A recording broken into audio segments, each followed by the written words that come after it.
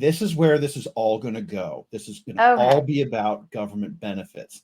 So the government is going to, the future that I see is that the government is going to end up with an influx of women and not going to have the benefits capacity to take care of it.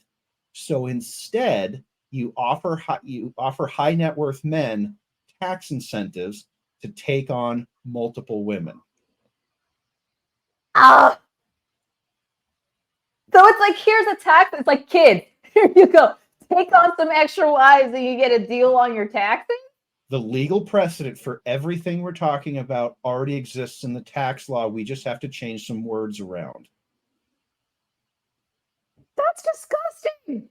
I agree with you, Coco. That is disgusting. It's like saying, like, hey, we're going to benefit you, or, you know, we're going to give you a bonus for taking care of more than one woman. Well, that's going to overplay the whole tradition that we actually have here.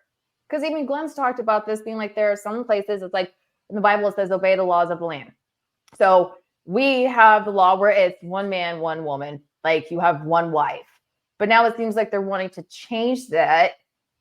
And so you're saying they wanted to do that for higher class of men, you know, men with money. So then that way they don't, it limits women being on the system.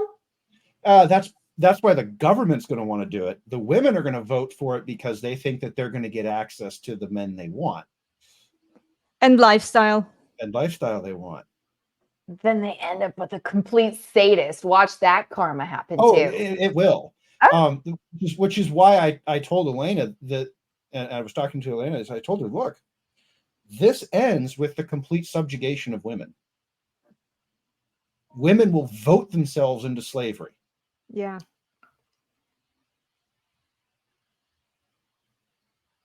Oh, yeah. And they won't ask the majority of men, they won't care. They want what they want. They are already fighting for this 10% of the world male population. We are 80% there already, Coco. Women don't look at the average men out there. They are already choosing the top 10% of men to go for, the men with the high status. So all they need to do is just press harder on it, and then they won't ask the traditional women. This is why I'm saying we need to unite if we want to change some things and prevent it from happening.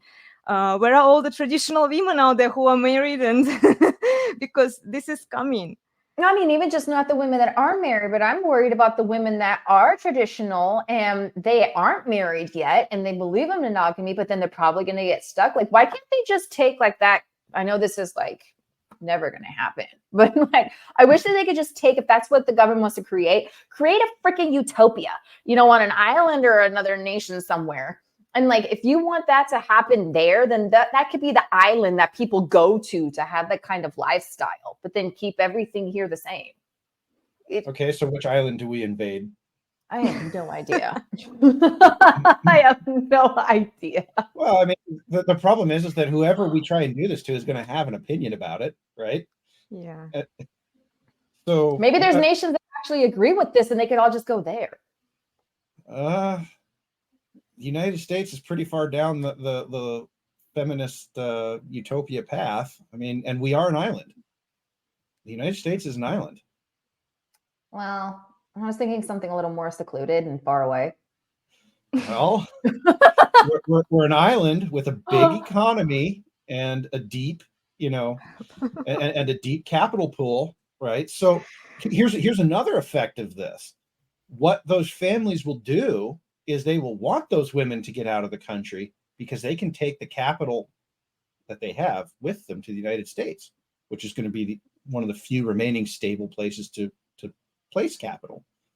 So assuming they have any capital left. Well, there always are some, and so there will be an incentive for those people sending to get their money out of these war-torn places, and they're going to send it here, and they're going to send it with the women.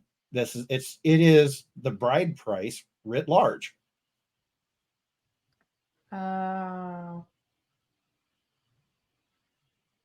Okay. The whole bride price thing. Yeah, like that's a large part of many of these cultures that we're talking about, right? Like Asia, it's a big deal. So now I do want to stress, this is the worst case scenario. It really is. Okay. We don't have to get here. But so then what's the movement for that? Like how, I mean, we are literally drowning in toxic feminism. There is hardly any feminine women. We're drowning in toxic feminism. So how are we supposed to try to make that shift? Well, here's the deal. There are a lot of men out there who are not married right now. Sorry, I had to. So there are a lot of unmarried men out there right now. Okay. The thing that can really take a lot of this pressure off is to convince the traditional women that even the sort of feminist ideal of the 493 point, bullet point checklist, right? They and I don't know how to do this. I am not a woman. I don't claim I understand how to speak to women, but they need to be made aware of this fact that if they don't do this, those men, the average men, could very easily end up being the government could come and say, well, look, you're not married at all. Here's your girl.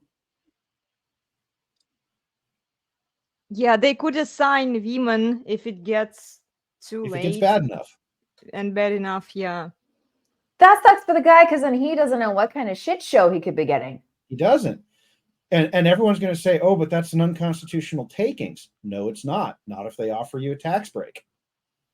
Or a fair market compensation. If the tax break is quantified as fair market value, and you're having, and the government's having this meltdown of in its benefits system, the government's going to be desperate for answers. I'm not saying this will happen. And I'm going to keep stressing that. I am saying this is the dystopian future that we are slowly moving towards. Already in New Zealand, R.P. Thor brought this up. He said they're starting to change the definition of marriage to anything that is marriage-like behavior. So there's no one man, one woman. It's right now, it's between any two people. And it could be a partnership of 100 people. There's nothing stopping them from saying, oh, well, now marriage-like behaviors, if a guy is just behaving like he's married with 3 or 4 women, well, he's married to 3 or 4 women. What? I'm just reporting the news. Okay. Now, these are things you can vote for, right? These are things in the United States we vote for representatives, but like women, if you want to care about this stuff and you want to sort of retain those traditional values and one man, one woman, there are things you have to head off. There are things that we have to the women have to stand up and say, no, we're not here for that. So Coco, our job would be to convince women, younger women, and just any other women who don't want to be single to marry the man, reduce their list of demands, their overestimated sexual market value, bring them down to earth, basically. Tell them that, look, you are not a 10 that you think you are. Educate them about their sexual market value. If necessary, even invite them here and tell them, no, you are not this. Kind of what Kevin Samuels was doing, but it has to come from women, because most likely women will only listen to women. And if nobody is telling them, look, you're just messing around, you're not going to get what you want, and your sexual market value is overly estimated, you're just delusional, somebody needs to do it.